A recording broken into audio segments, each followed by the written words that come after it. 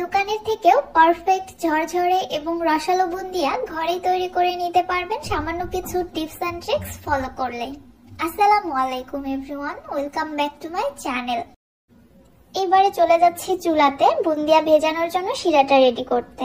চুলায় একটি প্যানের মধ্যে নিয়ে নিচ্ছি আমি 1 কাপ চিনি। 1 কাপ বেসনের বুন্দিয়ার জন্য 1 কাপ চিনি লাগবে, এর থেকে বেশি লাগার কথা না। 1 কাপ চিনির মধ্যে আমি দিয়ে দিলাম 1/2 কাপ পানি। বুন্দিয়া শিরাটা খুব একটা বেশি পাতলা হবে না, আবার খুব একটা বেশি ঘনও হবে না, মোটামুটি একটু ঘন টাইপের শিরা হবে। যে পরিমাণে চিনি নিতে হবে ঠিক তার অর্ধেক পরিমাণে নিতে হবে পানি।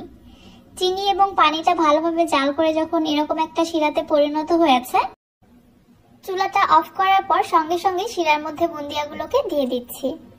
আপনাদের হাতে যদি সময় না থাকে, খুব দ্রুত বুন্দিয়াগুলোকে শিরাতে ভেজাতে চান, তাহলে চুলা হিটটাকে লোতে রেখে শিরার মধ্যে বুন্দিয়াগুলোকে ভিজে রেখে দিবেন ঢাকনা দিয়ে ঢেকে।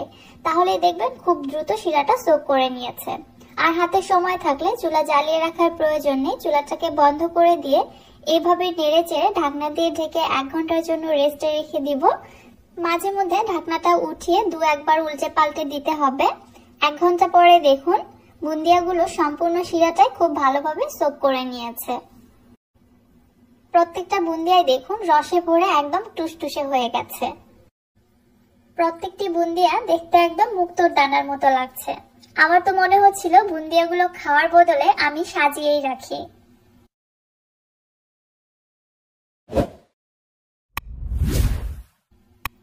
বুন্দিয়াগুলোকে এবার আমি